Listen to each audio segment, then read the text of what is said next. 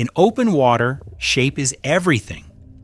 Most predators disappear into the blue by becoming smaller, sleeker, harder to notice. But one animal does the opposite. It announces itself with a silhouette so strange it looks almost artificial. A body built like a conventional shark, streamlined, efficient, ancient, topped with a head that stretches outward like a horizontal blade. Wide, flat, unmistakable, but from a distance it looks wrong. Up close it looks deliberate.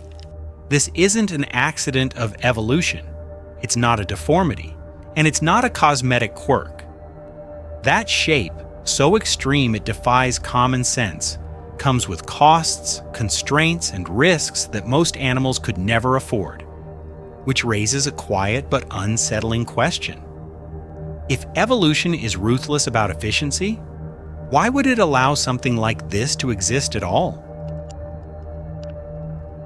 The hammerhead's head has inspired decades of bad explanations. That it helps the shark see better. That it's just for balance. That it's a weird evolutionary leftover that never quite got corrected. Even popular diagrams reduce it to a visual trick. Eyes spread wide, vision improved, case closed. But this explanation doesn't survive contact with reality. A wider field of view doesn't automatically mean better hunting. A larger head increases drag.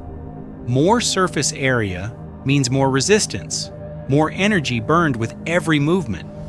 In the ocean, inefficiency is punished fast. If the hammerhead's head existed only to spread its eyes farther apart, natural selection would have erased it millions of years ago. The cost would outweigh the benefit. Yet hammerheads didn't just survive, they diversified. From small bonnet heads barely 3 feet long, to great hammerheads stretching over 20 feet from nose to tail and weighing well over 1,000 pounds, the design persisted and scaled up, which means the common explanation is incomplete. The real reason this shape exists lies deeper than vision. It lives in the physics of water, the biology of prey, and a sensory system most people never think about. The hammerhead's head isn't just wide, it's wired. Beneath the skin of that flattened structure, called a cephalofoil, is a dense network of sensory organs unlike anything in most predators. Thousands of tiny pores line the underside, each one connected to an electroreceptor known as an ampulla of Lorenzini. These organs don't detect movement, they don't detect shape, they detect electricity. Every living muscle cell releases faint electrical signals when it contracts. In seawater, those signals spread outward like ripples, weak but unmistakable to the right sensor. The hammerhead's head acts as a biological antenna. By spreading those sensors across a structure that can span several feet, the shark doesn't just sense electricity, it compares it. Signals arrive at one side of the head fractions of a second before the other. The difference is enough to calculate direction with extreme precision. Structure leads to function. Function leads to advantage. This allows hammerheads to locate prey buried under sand, hidden in murky water or completely out of sight. Stingrays, flatfish, and skates, animals that rely on invisibility, are suddenly exposed. The head isn't for seeing better, it's for knowing exactly where something is before it moves. The head doesn't just sense, it controls. The cephalofoil is reinforced with cartilage strong enough to act as a physical tool. When a hammerhead detects prey, especially rays pressed flat against the seafloor, it doesn't immediately bite, it pins. The shark drives the broad front of its head downward, pressing the prey into the sand. Rays rely on wing-like fins to lift off the bottom and escape. Pinned beneath several hundred pounds of force, that option disappears. Only after immobilizing the prey does the hammerhead reposition its jaws. This sequence matters. Structure, a wide, rigid, flattened head. Function, the ability to apply downward force across a large surface area. Evolutionary advantage, neutralizing dangerous prey before it can fight back. Rays are not passive meals. Many carry venomous barbs capable of inflicting serious injury even to a large shark. A direct frontal bite would be reckless.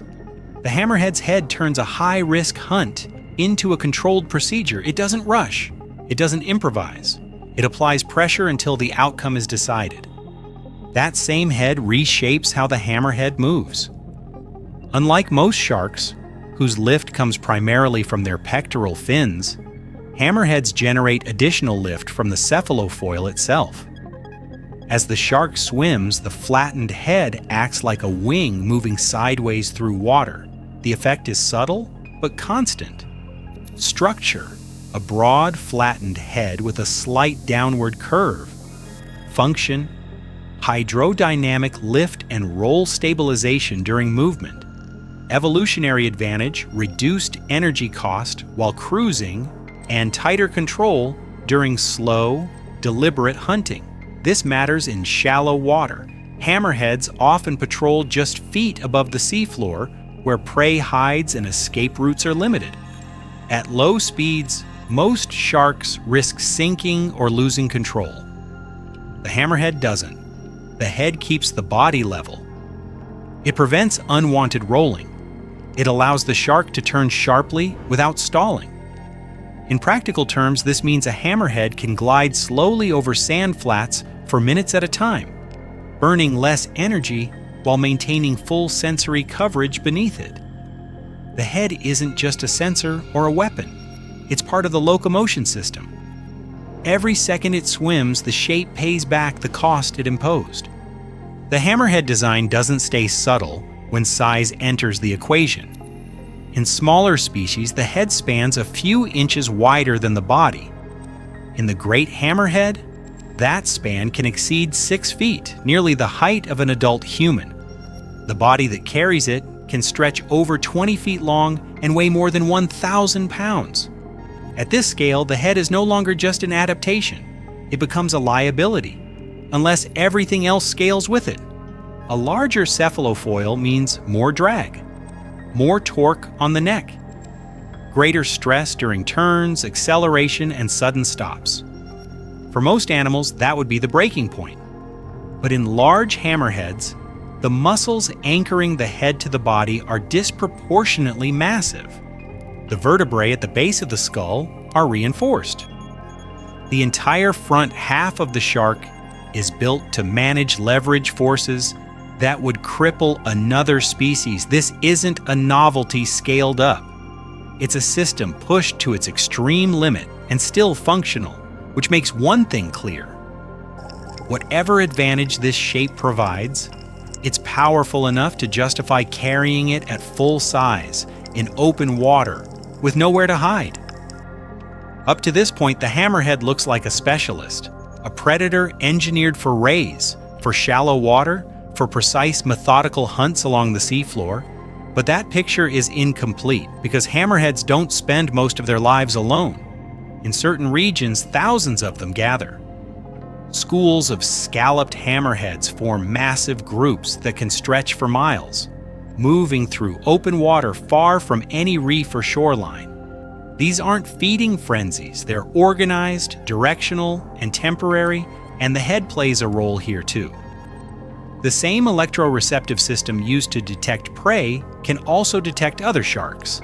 Every muscle contraction, every tail beat, produces electrical noise. At close range, hammerheads can sense one another without making contact or relying on vision. The cephalofoil turns the shark into a living receiver array. The twist is this: the hammerhead's head isn't just optimized for hunting prey, it's optimized for tracking other hammerheads. This reframes the entire animal. Not just a solo ambush predator, but a species capable of coordinated movement in an environment where communication is almost impossible. The shape that looks isolating may actually be what allows them to gather at all. A predator that hunts differently changes everything beneath it. Hammerheads specialize in prey that most sharks avoid, animals buried under sand, flattened against the bottom, or armed with venomous defenses. By consistently targeting rays and similar species, hammerheads apply pressure where few others can. That pressure shapes the seafloor. Rays consume shellfish and burrowing animals. Left unchecked, they can strip entire areas of clams, crabs, and worms. When hammerhead numbers drop, ray populations often rise, and the bottom changes with them. Sediment is disturbed more frequently. Seagrass beds thin out.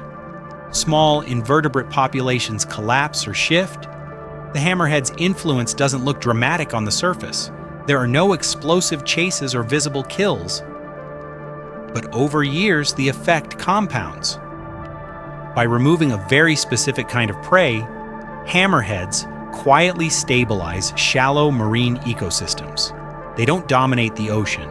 They fine-tune it through pressure applied in places most predators never touch. And all of it traces back to a head designed to sense what others can't see.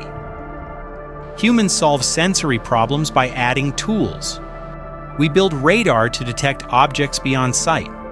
We use metal detectors to find what's buried. We rely on arrays, multiple sensors spread across space, to determine direction and distance. The hammerhead does this without equipment. Its head functions like a naturally evolved detection grid, comparing electrical information across a span of several feet in real time, without conscious thought, without delay. If a human diver swam above a buried stingray, they would see nothing. No movement, no outline, no warning. The hammerhead doesn't see the ray either. It maps it. That difference matters because it highlights something uncomfortable. Humans extend their perception outward with machines, but the hammerhead is the machine. The sensing, processing, and response are inseparable. There's no interface, no interpretation, just action. In that sense, the hammerhead isn't advanced because it's intelligent. It's advanced because evolution locked in a solution we still need technology to replicate. The hammerhead's head looks like a mistake until you understand the cost of carrying it. Every extra inch adds drag. Every wide turn risks strain. Every movement advertises its presence in open water, and yet the shape remains across millions of years, across multiple species, across sizes that push the design to its physical limits. That persistence suggests something unsettling. This isn't a compromise that barely works. It's a solution so effective that evolution kept refining it, despite how exposed, how strange, and how inefficient it appears at first glance. Which leaves a final question hanging. If this design is so specialized, so committed, what happens in an ocean where the conditions it evolved for no longer exist? The hammerhead carries its answer in plain sight, etched into a shape that can't be undone.